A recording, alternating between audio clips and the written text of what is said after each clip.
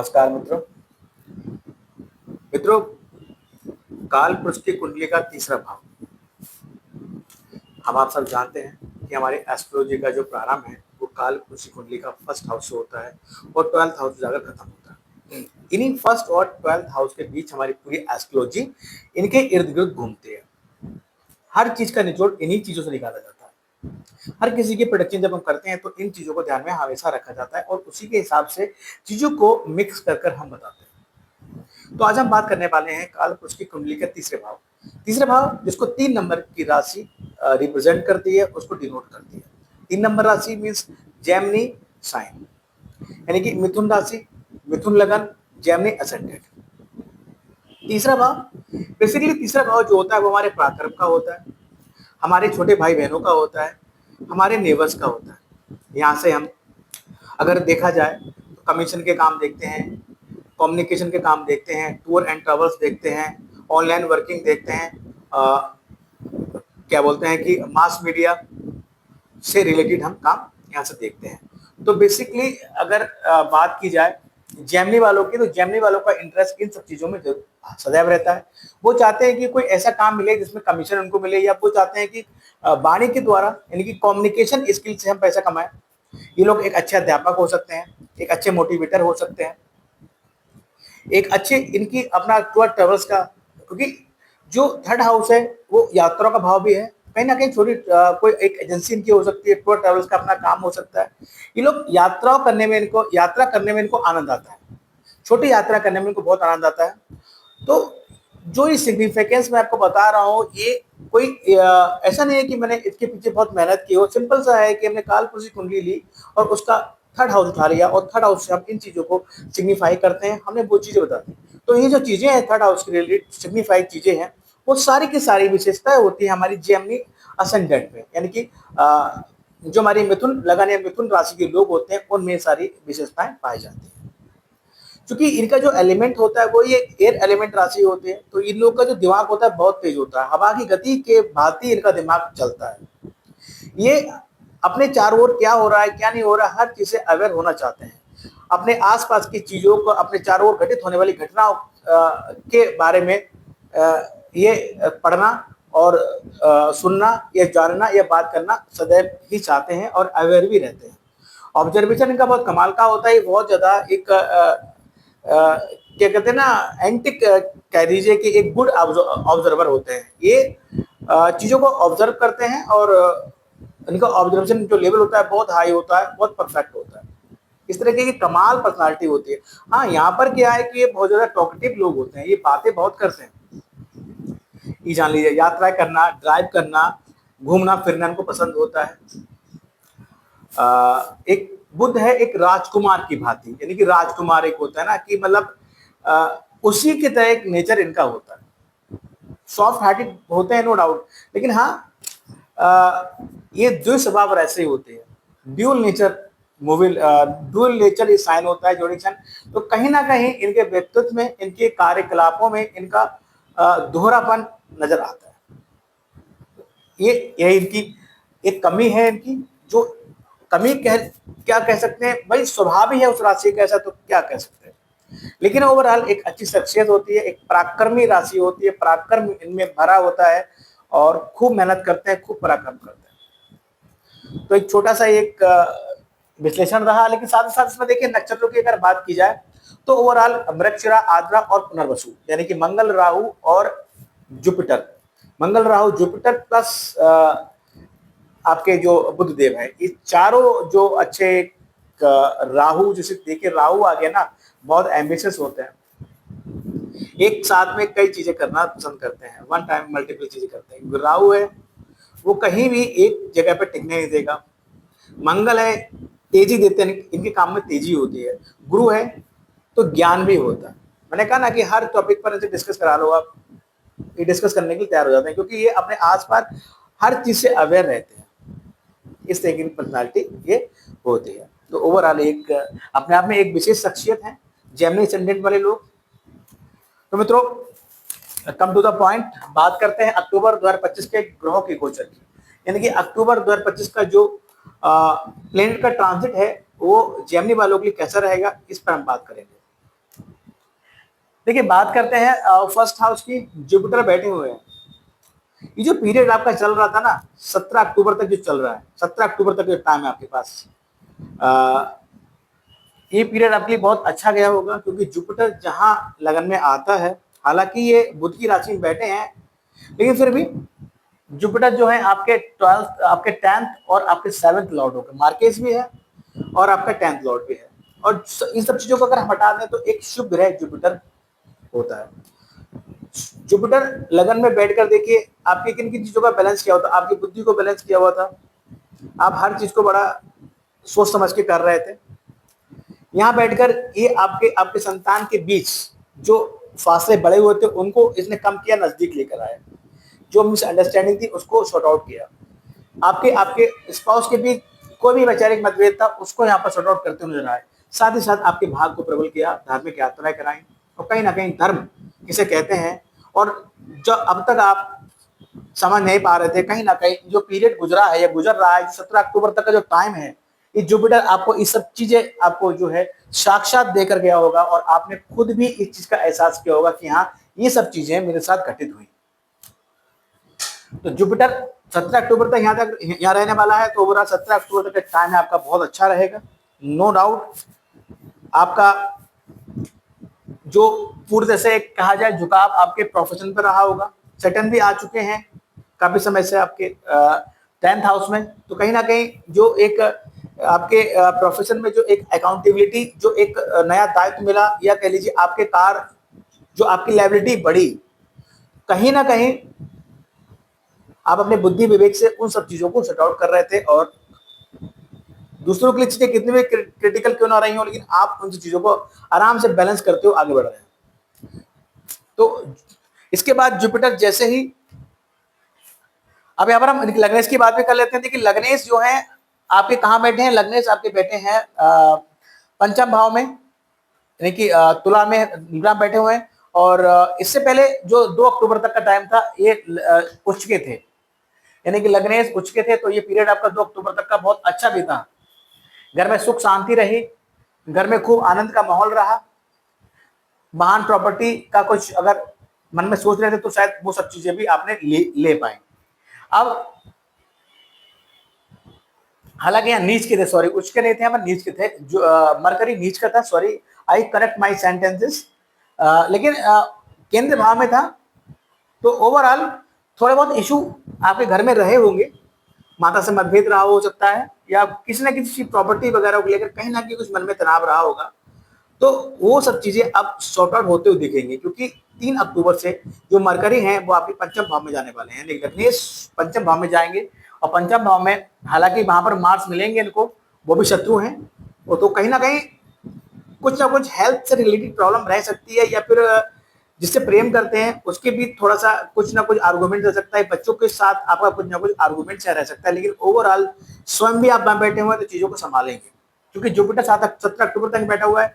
17 अक्टूबर तक जुपिटर इस चीज को हैंडल करेगा, संभालेगा। लेकिन 17 अक्टूबर के बाद शायद थोड़ी चीजें डिफर हो जाए और दिक्कत रहे। 17 अक्टूबर के बाद अगर मैं कहूँ 17 अक्टूबर से लेकर ओवरऑल 23 अक्टूबर तक का जो 17 अक्टूबर से 23 अक्टूबर तक तो ये बुध यहाँ रहेंगे। उसके बाद बुध वहां चले जाएंगे तो हेल्थ का इशू को रह सकता है। लेकिन अगर मैं बात करूं तो 26 अक्टूबर तक, 17 अक्टूबर 26 अक्टूबर तक, 17 अक्टूबर से लेकर 26 अक्टूबर तक जो टाइम होगा, आई मीन टू से जो 14 दिन के आसपास का पीरियड होगा, वो पीरियड शायद अच्छा ना रहे आपके लिए, क्योंकि हो सकता है उस पीरियड में आपका आपके संतान के बीच कोई ना कोई वाद विवाद हो, जिसे प्रेम करते हैं उसके बीच कोई वाद विवाद हो। और ओवरऑल अगर आप जेमिनी फीमेल्स हैं और कहीं ना कहीं आप बेबी प्लान करने की सोच रहे हैं, तो ये जो पीरियड है आपका 17 अक्टूबर से लेकर 26 अक्टूबर तक का जो पीरियड है, ये पीरियड थोड़ा सा क्रूशियल रहेगा, थोड़ा सा आपको ज्यादा ध्यान देना होगा अपने ऊपर। और लेकिन जब तक यहाँ मरकरी यहाँ पर है तब तक चीजों को बैलेंस करेंगे। लेकिन ओवरऑल मार्स बैठा है तो दिक्कत थोड़ी रहेगी रहेगी। मार्स जो है आपके छठे भाव का स्वामी है, साथ में 11th लॉर्ड भी है यहाँ पर देखिए। तो मैं कहूंगा कि हाँ मेडिकल ट्रीटमेंट की रिक्वायरमेंट तो रहेगी रहेगी, लेकिन मैं कहूँ तो चीजें इतनी क्रिटिकल ना हो, क्योंकि 11th लॉर्ड भी है तो सॉल्यूशन भी दे देगा। बात करते हैं आपके सेकंड हाउस की। सेकंड हाउस में देखिए चंद्रमा की राशि पड़ी। चंद्रमा एक महीने में पूरी जन्मपत्रि का चक्कर लगा लेते हैं, तो इसलिए इनको प्रेडिक्शन में शामिल करना पॉसिबल नहीं रह पाता है। लेकिन ओवरऑल अगर हम बात करें तो आप के सेकंड हाउस में चंद्रमा की राशि पड़ी हुई है, तो नो डाउट कि माता के थ्रू कहीं ना कहीं घर परिवार से आपको कोई ना कोई प्रॉपर्टी वगैरह मिलने के चांसेस रहेंगे। ओवरऑल आपकी डाइट, आप अपने लिक्विड डाइट रखें, वही बेहतर रहेगा। और शाम के समय कह लीजिए सफेद चीजों का सेवन आप ना करें, अदरवाइज धन की हानि हो सकती है। बात करते हैं आपके थर्ड हाउस की। थर्ड हाउस में केतु और वीनस बैठे हुए हैं, यानी कि जो वीनस है वो देखिए आपके लॉर्ड हैं, आपके 12th लॉर्ड और आपके 5th लॉर्ड। यानी कि हो सकता है कि आप घर में बड़े हो और छोटे भाई बहनों की पढ़ाई का या किसी भी कोई लाइबिलिटी आपको आपको आप कंधों पे लेनी पड़े, इस तरह चीज रह सकती है। लेकिन केतु यहाँ बैठे हुए हैं, तो ओवरऑल मैं कहूँ कि वीनस और केतु दोनों बैठे हैं। अगर आप और टैंकिंग में करेंगे, केतु क्या होता है, गुप्त होता है, एक सीक्रेट चीजों का होता है। और जो है वीनस क्या होता है, वीनस एक स्त्री जातक का भी कारक होता है, तो कहीं ना कहीं प्रेम का कारक भी होता है। कहीं ना कहीं गुप्त प्रेम संबंध, कहीं ना कहीं पड़ोस में ये सब चीजें रह सकती हैं। और कहीं ना कहीं सन आपके चतुर्थ भाव में, तो चीजें कहीं ना कहीं लीक होकर आप घर परिवार तक पहुंच सकती हैं। इस तरह की चीजें रह सकती हैं। और इसके अलावा केतु बैठा है, तो कोई एक कारण ये बन सकता है कि कहीं ना कहीं कोई डिटैचमेंट रहा, मन ना करे, हटो यार ये सब चीजें बंद करते हैं, खत्म करते हैं। तो इस तरीके की चीजें हों और कहीं ना कहीं चीजें एक्सपोज हों और घर परिवार में फैलें, दिक्कतें हों, इस तरह की चीजें यहाँ रह सकती हैं। ओवरऑल जो पीरियड है ये, क्योंकि थर्ड लॉर्ड बैठे हैं आपके 4th हाउस में, तो प्रॉपर्टी अगर बेचने की सोच रहे थे, गाड़ी बेचने की सोच रहे थे, तो ये योग यहाँ बना हुआ है। इसके बाद देखिए वीनस की बात करें, तो वीनस जो है आपके पंचम और आपके 12th लॉर्ड भी बने हुए हैं, जो कहने खर्चा या हानि दिख रही है ना यहाँ पर। मैं बोल रहा हूँ ये केतु वीनस की वजह से कहीं ना कहीं पड़ोसियों से, पड़ोस में वो गुप्त संबंध, उससे हानि, या फिर भाई बहनों से कोई किस तरीके का कोई वाद विवाद, उससे हानि, या उस पर खर्चा, ये सब दिख रहा है। ठीक है, कोई आपका लव रिलेशन चल रहा है तो उसमें खर्चा करना पड़े, ये सब चीजें भी यहाँ दिख रही हैं। उसके बाद वीनस जो है 8 अक्टूबर के बाद 9 अक्टूबर से जो है ये आपके चतुर्थ भाव में आ जाएंगे, यहाँ ये नीच के हो जाएंगे। ट्वेल्थ लॉर्ड का चतुर्थ भाव में बैठना और नीच का होकर बैठना, तो कहीं ना कहीं मैं कहूँ तो माता के स्वास्थ्य को लेकर थोड़ा इशू रह सकता है, पत्नी का स्वास्थ्य को लेकर इशू रह सकता है। या फिर कह सकते हैं कि अगर आप लोग की माता या आपकी पत्नी अगर बाहर विदेश में है, तो इतना इफेक्टिव नहीं होगा। लेकिन अगर पहले से रह रही है विदेश में, तो आपको वहां से भी प्लेस चेंज करना पड़ेगा, उनके अगर स्वास्थ्य का इशू कोई रहता है दैन तब। और जो वीनस है वो आपके पंचम भाव के स्वामी है, तो पंचम भाव का लॉर्ड भी आपके 12th हो जाएगा, तो कहीं ना कहीं बच्चों के स्वास्थ्य को लेकर भी समस्या यहाँ रह सकती है। बात करते हैं 4th हाउस की। 4th हाउस में बैठे हैं आपके थर्ड लॉर्ड। 4th हाउस में थर्ड लॉर्ड बैठे हैं, तो ओवरऑल मैं कहूँ कि प्रॉपर्टी बेचने का योग बना हुआ है, वाहन बेचने का योग बना हुआ है, या माता से बात विवाद होने का भी योग यहाँ बना हुआ है। चूंकि मरकरी भी पीड़ित है पंचम भाव में बैठकर मंगल के साथ, और चतुर्थ भाव भी पीड़ित हो गया, थर्ड लॉर्ड बैठ गया, तो कहीं ना कहीं मतलब द्वादश भाव का स्वामी चतुर्थ भाव से बैठ गया, तो कहीं ना कहीं चतुर्थ भाव पीड़ित हो गया। घर प्रॉपर्टी बिकने के योग हैं, माता से वाद विवाद होने के योग हैं, माता कहीं दूर चली जाए, ऐसे भी योग हैं। इस तरह की चीजें यहाँ रह सकती हैं। बात करते हैं पंचम भाव की। पंचम भाव में मार्स और मरकरी बैठे हुए, लग्नेश स्वयं यहाँ बैठे हुए हैं। पंचम भाव अच्छा भाव है, मार्च यहाँ बैठे हुए हैं, तो ओवरऑल मैं कहूँ कि संतान थोड़ा सा एग्रेसिव रहेंगी आपकी। और अगर आप स्टूडेंट हैं तो वो ये पीरियड थोड़ा सा टफ रहेगा, क्रूशियल रहेगा। लेकिन जुपिटर जब तक यहाँ बैठे हुए हैं, चीजें संभाले हुए हैं। 17 अक्टूबर तक स्टूडेंट को कोई ज्यादा दिक्कत नहीं होगी, उसके बाद थोड़ी दिक्कत हो सकती है, जितना पढ़ेंगे उस हिसाब से उनको रिजल्ट ना मिले, ये समस्या रह सकती है। जैसे प्रेम संबंध है, प्रेम करते हैं, उसके साथ भी दिक्कत यहाँ पर थोड़ी रह सकती है। बात करते हैं आपके छठे भाव की। छठे भाव का स्वामी बैठा है अपने आपके पंचम भाव में। नौकरी के पॉइंट ऑफ व्यू से ये योग अच्छा नहीं है, तो कहीं ना कहीं 26 अक्टूबर तक जो टाइम है, जो लोग जॉब के लिए सर्च कर रहे थे, वो ये पीरियड अच्छा नहीं है। लेकिन 26 अक्टूबर के बाद जैसे 27 अक्टूबर आएगा मंगल, हाँ 27 अक्टूबर जैसे ही आएगा मंगल अपनी राशि में आ जाएंगे, तो ये योग जो है, यानी कि 27 अक्टूबर से लेकर 6 दिसंबर तक का जो योग है, मंगल वृश्चिक में छठे भाव में आ जाएंगे, नौकरी के लिए बहुत उत्तम योग है। यानी कि अगर आप कंपटीशन की तैयारी कर रहे हैं, तो 27 अक्टूबर से लेकर 6 दिसंबर तक का जो पीरियड है, अगर आप कोई एग्जाम दे रहे हैं और इस पीरियड में एग्जाम भी है और इस पीरियड में आपका रिजल्ट भी एक्सपेक्टेड है, तो देन मैं आप देखेंगे कि आपके हाथ में नौकरी होगी। लेकिन 26 तक का जो पीरियड है वो थोड़ा सा क्रूशियल है, टफ है, नौकरी के लिए ठीक नहीं कहा जा सकता। बात करते हैं आपके 7th हाउस की, 7th लॉर्ड बैठे लगन में बैठे, जुपिटर बैठे, तो ओवरऑल 17 अक्टूबर तक जो पीरियड रहेगा वो आपके वैवाहिक जीवन के लिए बहुत अच्छा है, आपके व्यापार के लिए बहुत अच्छा है, बहुत बढ़िया पीरियड आपका ये रहेगा। इसके बाद जैसे ही 18 अक्टूबर आएगा तो जो जुपिटर है वो आपके उच्च का हो जाएगा और आपके कहीं ना कहीं सेकंड हाउस में जाएगा। तो इससे क्या होगा, इससे देखो आपके स्पाउस के थ्रू आपको फाइनेंशियल सपोर्ट रहेगा, अच्छा अच्छा एक फाइनेंशियल सपोर्ट रहेगा, इसमें कोई जो राय नहीं है। लेकिन यहाँ पर आपके स्पाउस का स्वास्थ्य भी थोड़ा सा खराब रह सकता है, ये भी आपको थोड़ा सा देखना होगा। इसके बाद बात करते हैं आपके 8th हाउस की। देखिए 8th और 9th लॉर्ड सैटर्न है, एक ही लॉर्ड है आपके, और वो बैठे हैं आपके 10th हाउस में। 8th लॉर्ड होकर 10th हाउस में बैठना कहीं ना कहीं आपके प्रोफेशन में कहीं ना कहीं उलझने, अचानक से परेशानियां देते हैं। वहीं आपके भागेश होकर वही कहीं ना कहीं वो परेशानियों को सॉर्ट आउट भी करते हैं, क्योंकि भाग का परचम लहराना या भाग का सपोर्ट करना भी उन्हीं का काम है। लेकिन अगर आप यहाँ पर ऐसे में अष्टम भाव से रिलेटेड काम कर रहे हैं, आपकी इंडस्ट्री है, जो काम है, आप मेडिकल इक्विपमेंट बनाते हैं, आप रिसर्चर हैं, आप ओपल से जुड़े हुए हैं, तो निसंदेह ये पीरियड आपकी 2.5 साल का बहुत क्रूशियल जाने वाला है। अदरवाइज 2.5 साल का जो पीरियड है, अगर आप इस भाव से नहीं जुड़े हैं तो कहीं ना कहीं आपका जो प्रोफेशन होगा तो कहीं ना कहीं वो एवरेज रहेगा, क्योंकि अष्टम लॉर्ड होकर उलझने आएंगी और 9th लॉर्ड होकर उलझनों को सॉर्ट आउट कराएंगे। इसलिए इस पीरियड में आप सैटर्न 2.5 साल तक जब तक आपके जो है 10th हाउस में रहेंगे, यहाँ आपकी लायबिलिटी तो बढ़ाएंगे, आपका कार्य का दायित्व बढ़ाएंगे, आपकी रिस्पॉन्सिबिलिटी भी बढ़ाएंगे। लेकिन आप इनकी अगर अच्छा रिजल्ट नहीं मिल पा रहा है तो आप इनकी रेमेडी अवश्य करें। भागेश हैं तो इतना नेगेटिव तो नहीं करेंगे, लेकिन हाँ सैटर्न है, मेहनत खूब कराएंगे। बात करते हैं आपके 9th हाउस की, राहु बैठे हैं 9th हाउस में। राहु 9th हाउस में बैठे हैं तो कहीं ना कहीं धार्मिक यात्राएं अचानक से करा सकते हैं, धर्म पर अचानक से पैसा व्यय करा सकते हैं। सडनली आपको आपकी हायर एजुकेशन को हो सकता है चेंज करा दें, मन में कुछ और आ जाए कि यार यहाँ नहीं ये करेंगे, और यहाँ बैठकर ये राहु पंचम दृष्टि से आपके फर्स्ट हाउस को देखेंगे तो कहीं ना कहीं आपकी मति भ्रम करेंगे। भी देख लीजिए 17 अक्टूबर के बाद ये चीजें होंगी। 17 अक्टूबर तक जुपिटर बैठे हुए हैं, चीजों को संभाले हुए हैं, आपको विवेक, आपको बुद्धि दी हुए हैं, लेकिन जैसे को हटेंगे तो कहीं ना कहीं राहु का प्रभाव यहाँ फुल फ्लैश हो जाएगा। तो थोड़ा सा संभल के एक टाइम में मल्टीपल चीज ना करना, कोई भी निर्णय अचानक से ना लेना, इन सब चीजों को आप ध्यान रखिएगा। लेकिन 9th हाउस में बैठकर जो राहु है वो आपको छोटी मोटी ट्रेवलिंग भी देंगे, धार्मिक यात्रा भी दे सकते हैं, बड़ी यात्रा भी दे सकते हैं, क्योंकि यहाँ से 3rd हाउस को देखेंगे। अगर आप मल्टीमीडिया ऑनलाइन वर्किंग जुड़े हुए हैं तो वहाँ आपको खूब यश और जो है मान सम्मान की प्राप्ति कराएंगे। और नवम दृष्टि से पंचम भाव को देखेंगे तो कहीं ना कहीं आपके जो है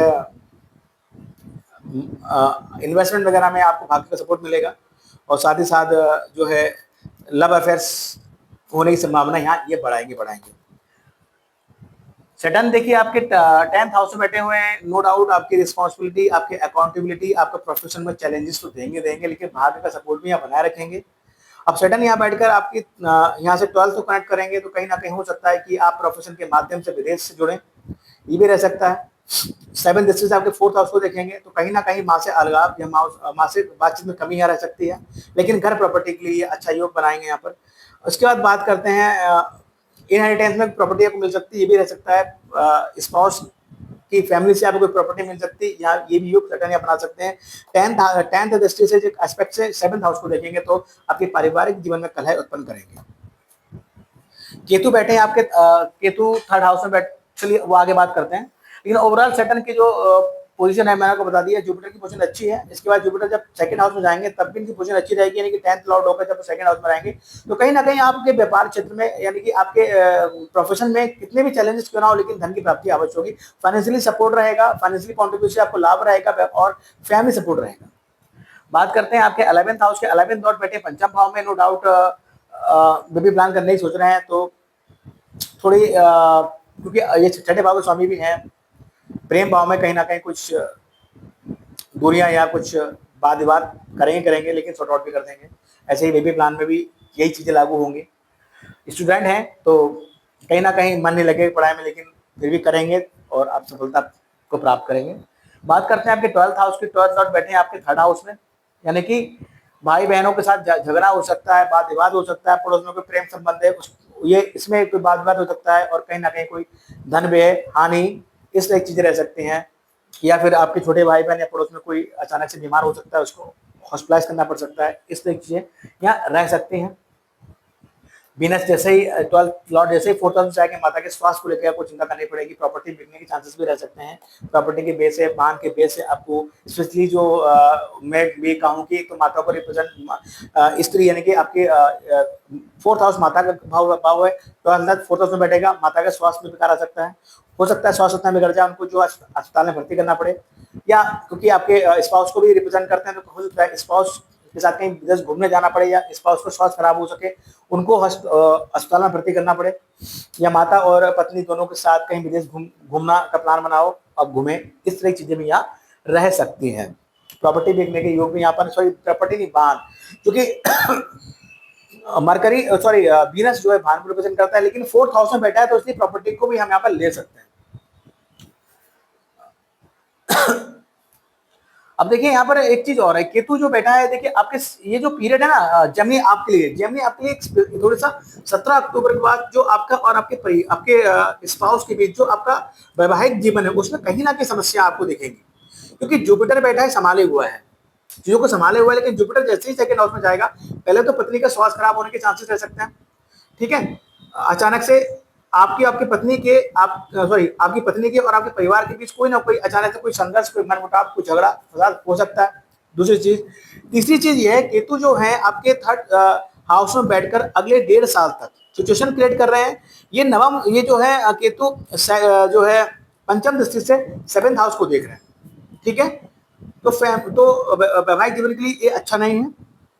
उसके बाद सैटर्न जो है अपने 10th दृष्टि से 7th हाउस को देख रहे हैं, तो वो भी वैवाहिक जीवन के अच्छा नहीं है। ओवरऑल मैं ये कहूँ ना कि अगला 2.5 साल का जो पीरियड है, 17 अक्टूबर के बाद से जुपिटर संभाले हुए हैं, लेकिन अभी भी आपको देखने को मिल रहा होगा जो मनका हल्का फुल्का रह रहा होगा, लेकिन जुपिटर जैसे हट जाएंगे 17 अक्टूबर को दिक्कत बढ़ेंगी।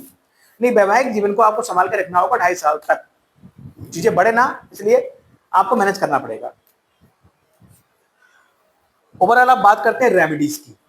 देखिए राहु से अच्छा रिजल्ट प्राप्त नहीं हो रहा है, तो अवश्य 20 अक्टूबर को सोमवती अवश्य है, इस दिन आप सुबह जल्दी उठे, ब्रह्म मुहूर्त में उठे, श्री विष्णु सहस्रनाम का पाठ करें और बहते जल में नारियल को प्रवाहित करें। अगर नहर वगैरह की व्यवस्था आसपास नहीं है, तो यथा सामर्थ आप नारियल जो है मंदिर में दान कर सकते हैं। इससे राहु जो है आपका नेगेटिव रिजल्ट देना बंद करेगा। या किचन में खाना खा सकते हैं, ये भी राहु की एक रेमेडी है। मंदिर में साफ सफाई कर सकते हैं, ये भी राहु की एक रेमेडी है। कपूर की फ्रेगनेंस ले सकते हैं, ये भी राहु की एक रेमेडी है।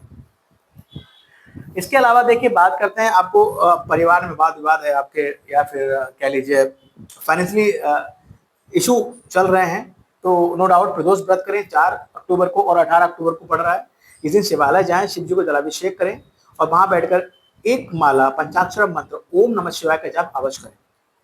इससे ये होगा कि आपका 2nd हाउस से रिलेटेड जो भी समस्या बनी थी ना, वो खत्म होगी और वहां से आपको पॉजिटिव रिजल्ट मिलेगा। इसके चतुर्थी की बात करें, संकष्टी और विनायक चतुर्थी यानी कि 10 अक्टूबर और 25 अक्टूबर को पड़ रहे हैं। तो ओवरऑल आपका जो योग कारक ग्रह है वो मरकरी है, और आपका लग्न से मरकरी है, तो आपको अपने स्वास्थ्य है, आपका सुख भाव है, इन सब से रिलेटेड समस्या है। शरीर सही नहीं रहता, स्वास्थ्य ठीक नहीं रहता, सुखों में कमी है, बहुत एफर्ट करते हैं फिर भी यार दिक्कत होती है, माता के साथ संबंध अच्छे नहीं है। नो डाउट आप जो है चतुर्थी का व्रत करें, इस दिन गणेश उपासना करें और गणेश मंदिर जाकर उनको लड्डू का भोग लगाएं, पूजा अर्चना करें, उनकी क्षमा याचना करें, निसंदेह आपकी ये पीड़ाएं समाप्त होंगी। और वैसे भी जेमिनी वालों को मैं सदैव भी बोलता हूँ कि आपको गणेश उपासना सदैव करनी चाहिए। इसके अलावा देखिए बात करते हैं शरद पूर्णिमा, 6 अक्टूबर की शरद पूर्णिमा है, और गज के योग की बात करें 1, 7, 14, 21 और 28, 1, 7, 14, 21 और 28, ये 5 तिथियां जो हैं आपकी ये गज के योग का निर्माण कर रही हैं जन्म पत्रिका में। तो यदि जिन जातक और जातिकाओं की जन्म पत्रिका के अच्छे भावों में ये योग विद्यमान होता है, वे बहुत कम मेहनत से जो है फर्श से अर्श पर पहुंच जाते हैं। हम देखते हैं हमारे चारों जो सेलिब्रिटीज हैं, जो प्रसिद्ध लोग हैं, उनकी जन्म पत्रिका में परोक्ष तथा अपरोक्ष रूप से ये योग विद्यमान अवश्य रहता है। अब देखिए इस माह कौन कौन त्योहार पड़ रहे हैं। सबसे पहले तो देखिए 1 अक्टूबर को जो है रामनवमी पड़ रही है। इस दिन आप कन्या भोज कराएं, बहुत ही एक क्या कहते हैं माता का आगमन होता है, और वो माता के नवरात्रों का अंतिम दिन होता है। इसको करें। साथ ही साथ दशहरा 2 अक्टूबर को है, धन त्रयोदशी आपकी जो है 18 अक्टूबर की है, और नरक चतुर्दशी यानी कि दीपावली आपकी 19 अक्टूबर की है, भाई दूज 23 अक्टूबर का है। तो ओवरऑल सबसे पहले तो मैं ओम श्री हरि एस्ट्रोड के माध्यम से आप सबको रामनवमी, दशहरा, धन त्रयोदशी और नरक चतुर्दशी यानी दीपावली और भाई दूज की बहुत बहुत अग्रिम शुभकामनाएं देता हूं। Wish you very happy and prosper festivals. और इसके अलावा देखिए, अब बात करें आपकी लकी राशियों की, तो लिब्रा और एक्वेरियस 2 राशियां आपकी बहुत लकी होते हैं। सदैव इनसे बनाकर रखिए और अपने कठिन समय में इनसे आप राय लीजिए, एडवाइस लीजिए, और इनकी एडवाइस को जब अप्लाई करेंगे तो आपको फायदा होगा। हेल्थ की बात करें, 23, 24 और 25 अक्टूबर 3 दिन आपका हेल्थ ज्यादा डाउन रहेगा। स्ट्रेस 1, 2, 28 और 29 अक्टूबर स्ट्रेस ज्यादा रहेगा। एक्सपेंसिव टाइम की बात करें, जो जिस दिन ज्यादा खर्चा कर सकते हैं, 10 और 11 अक्टूबर वो दिन रहेंगे।